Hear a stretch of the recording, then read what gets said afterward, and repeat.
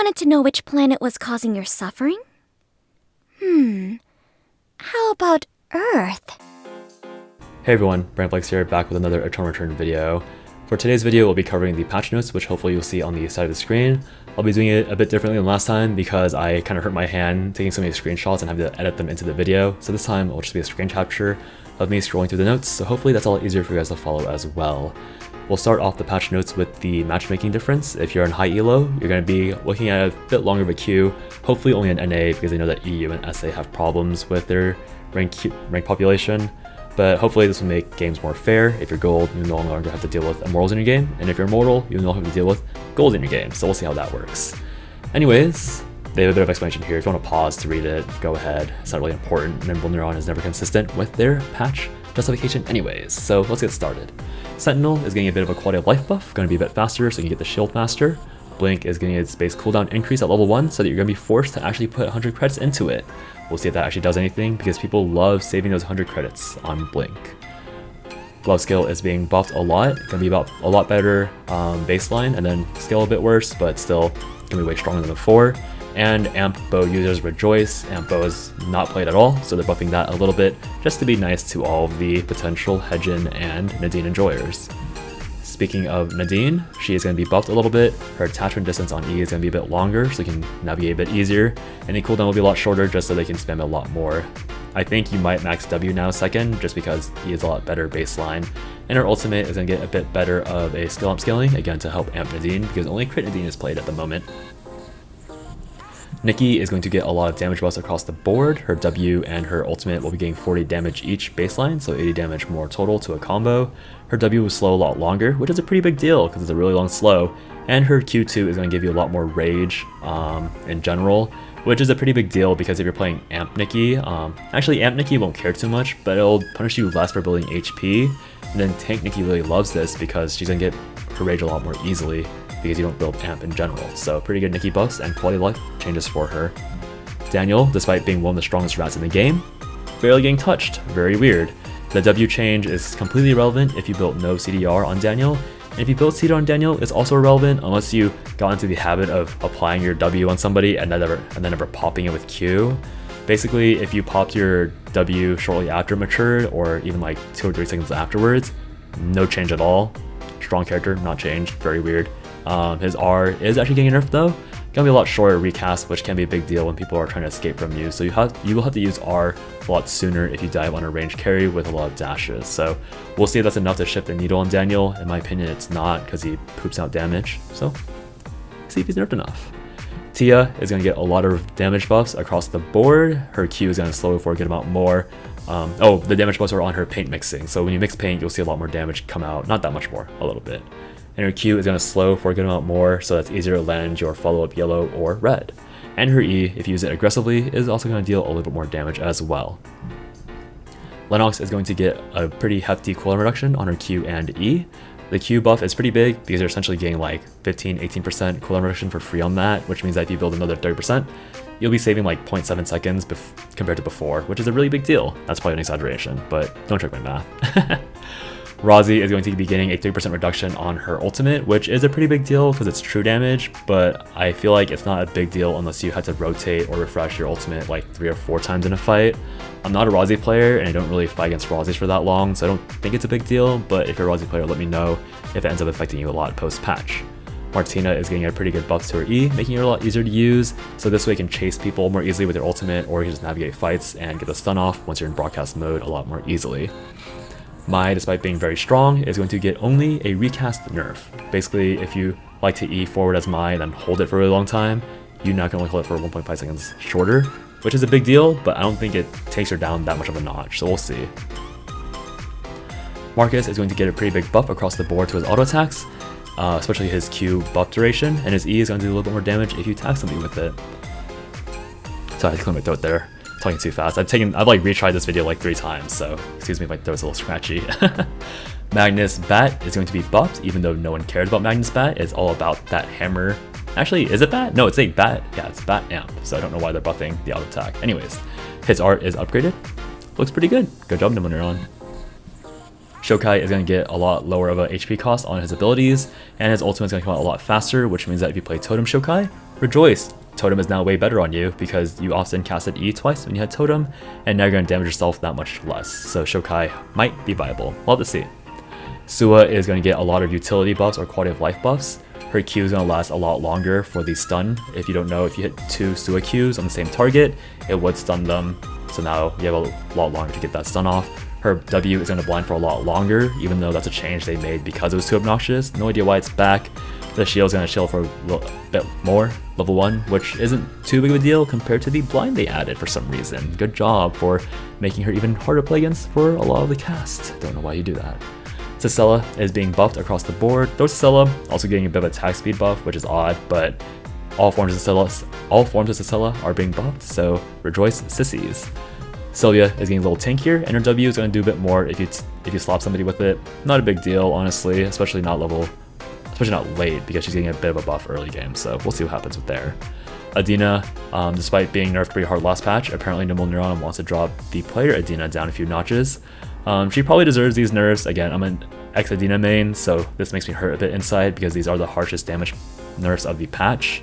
I don't think actually any other character got nerfed as hard as this character did this patch, so unfortunate, but definitely well deserved. Adina did very well in the tournament and does fine in ladder still, so again, probably deserved, kind of sad to see, but it is what it is. Arda gonna get a bit of the hotfix reverted. Ultimate gonna be a bit short cooldown. RQ gonna be a lot shorter cooldown as Arda's gonna go a bit further. Pretty good for a character who is not played at all currently, especially the newest one before Abigail came out. Aya is gonna get 0.3 seconds longer on her fear. Very big deal because AR Aya is the main version of Aya, and this will give her one more auto for sure. Very scary.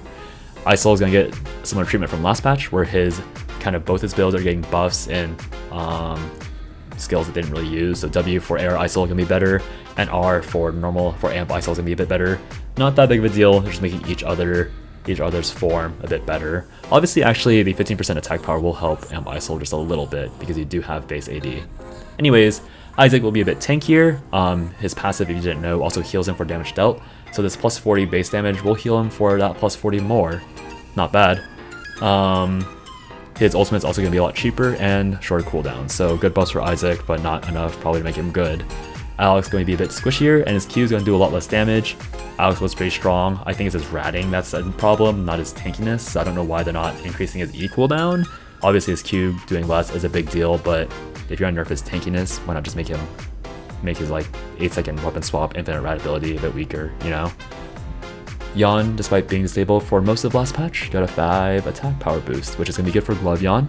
Estelle, gonna be a bit slower. Her shield's gonna be a bit weaker, which is a pretty big deal because that's a lot of shield and extra HP that you can no longer give, but unfortunately still has the AoE damage reduction on her E for no reason. Aiden gonna do a lot more damage on his Qs, and his E is gonna be a lot more accessible.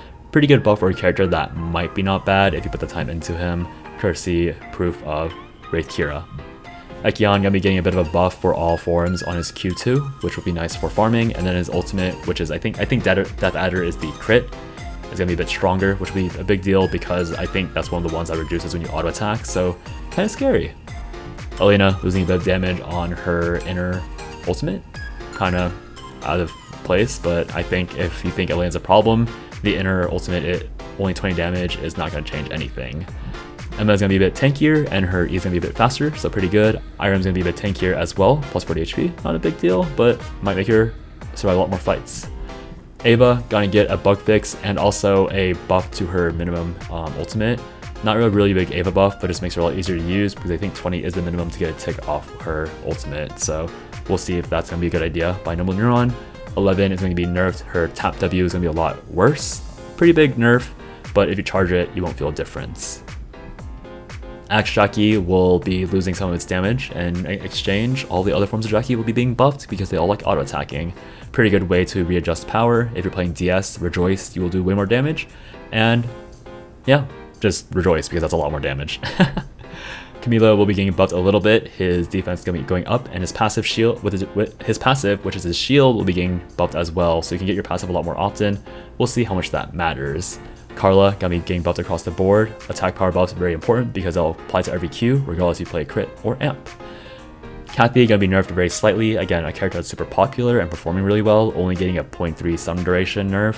which is a big deal, don't get me wrong, but I think you still eat a fast, like the full combo from a fast Cathy combo, so probably a bigger deal if she's getting followed up on by like a Barbara per se. So definitely a nerf to her wombo combo. We'll see if it's enough, because Cathy will still one-shot you if she is able to hit a suture and has everything up. Chloe is going to be losing a bit of attack power. Adds up over time. Her W is going to lose a lot of utility. It's just going to be a lot easier to chase her and run, and it's going to be easier to chase her and run away from her, so not too bad. Tazia is going to get her E, quality of life reduced a little bit, and the shield is going down by quite a lot. 10% skill amp on an ability that stacks up to 5, I think, is a pretty big deal. You're losing 50% skill amp on a max Tazia shield, which can be really big, because if you have 600 amp, that's 300 HP on your shield that you're no longer getting. Priya getting a bit of damage buffs across the board because she isn't being played, totally fair. Fiora, despite having good showings in ERM, getting buffed. Her Q is going to slow a bit more, and her W is going to reduce damage by even more. So again, very odd that a character that was proven to be strong in ERM getting buffed, kind of weird. I guess she's not playing Korea, who knows? Piolo going to get quality of life changes, probably not enough to make him good. Hart is going to get toned down very slightly, same as Chloe. Except Hart is a lot more popular than Chloe, so I'm here wondering why she was nerfed about as much as Chloe was when there's like a million Harts everywhere in Korea. Hyunwoo is getting his tankiness nerfed, +2 to his dog stacks or to his dogfight. Really big, makes it that much harder from the heal, which might make him die in a lot more fights. And in exchange, his R will give you cooldown back if someone cancels it, which probably doesn't happen often because you're either tapping it or you're playing Amp Blue and you're stunned anyways. Hyejin's Q will be a lot more, Hyejin's Q will do a lot more damage. +15 across the board and +5% amp is pretty good on an ability that has like a 1.2 cooldown late game. So part 2 of Hart nerfs, Wonderful Tonight will be losing 4% per stack, which is a 12% total nerf. I don't think that's a big deal at all because Hart has a lot of attack speed through her weapon mastery and radar. Radar also got nerfed though, so we'll see if that adds up. Rapier, Apricot is going to be changed into Blooming, looks a lot prettier. Shame it's a blue item. Mistletoe also being nerfed by 5. I'm assuming that's an Amp Fiora nerf, so I guess Fiora did get nerfed in the end. Hammer, Evening Star is getting buffed a little bit. Don't know if anyone plays Hammer, so maybe it's a good idea. Sharanga, which only Crossbow Nadine builds, is being buffed, even though nobody wants to see Crossbow Nadine be good again. Not even Nadine players for the most part, from what I understand. Lance of Poseidon, basically all spears are being reworked. If you're an auto attack spear, which is only Longinus, you're going to be nerfed a little bit, which might be fair. They seem to be toning down VF items by a little bit, but otherwise, mostly the amp spears are getting buffed by a good amount. So if you're playing stuff like Spear Shokai or Spear Fiora, good amount more damage. So probably, hopefully, will make Spear Shokai good. Bloody Ninetail is getting the same treatment as Spear of Longinus, going to be getting a -8 to spell amp, not a big deal. Fear Prosthetic, which is Echion, Tank Echion's weapon, will be getting a bit of a buff in exchange for a 3 AP nerf just to offset that buff a little bit. This will be reflected in Blazing Trust. For armors, your Guardian Suit's going to be buffed a little bit. Blazing Trust, again, going to be buffed a little bit as well. Holy Orders, not built at all because Persona is a lot more flexible. 5 more amp, not a big deal, but there nonetheless. Plasma Arc is going to be Chain Coif and Iron Battery, which is your new flat AP armor pen item. It's a pretty hard recipe if I'm being honest. I don't know if anyone really builds it easily because you're going to need a sparkling water, but it might open some new routes for characters that like to stack AD. Daniel. Twilight is going to be the upgrade of that, which is going to be Beret plus Mithril. Pretty big item upgrade. 42 defense on a helmet is unheard of, and 11 armor pen will make all those flat armor pen items a lot better. It's going to be a lot better for characters that can one-shot you and don't need to rotate cooldowns. Daniel. So we'll see if this item makes anyone really strong. Daniel. Shita Shajaha, overbuilt, so you're gonna get -2 AP, not a big deal. Sword Stopper can be rebalanced to be better against all damage instead of just auto attacks. Radar, that's a lot of car, oh my god. Anyways, Radar gonna be nerfed a little bit, 3% crit isn't a big deal because I think a lot of characters would be around 100% anyways. Might matter for a few fights though if you miss a crit. And then 1% crit strike damage is a pretty big deal, but not too big. So crit damage overall being toned down a little bit. Centipede's Pauldron, same deal as Sword Stopper, and Myth's Shield, the worst arm upgrade in the game, getting buffed just a tad, nothing too big. Taproots, the worst max CDR cap increase VF blood item, gonna be buffed. 100 HP is a pretty big deal, but we'll see if it's enough to make it good. Alpha gonna be adjusted to account for the existence of Twilight, and Chapel will look a lot nicer, like insanely nicer, for anyone who spawns in the church. You no longer have to walk up into that ugly altar space, thank god. So Nothing else to talk about. I don't think any of the bug fixes really matter too much, and neither the character improvements besides this one with Daniel. Kind of scary, but otherwise, that should be it for the patch. Hope you guys enjoyed the fast run through. And oh, I guess if you're here, just a quick note that I will be taking vacation until like next Sunday, not this Sunday, but the one after that. So I'll be posting a lot of random videos, like badly edited VODs of me playing, or like 2 really bad casts because I haven't casted this game in a year and a half. So hopefully you guys enjoy. I'll see you guys next time, and hopefully you guys will stick around for those bad pieces of content that I'll be using to keep the channel alive.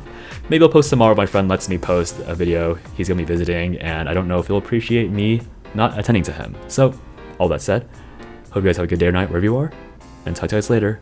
Bye bye.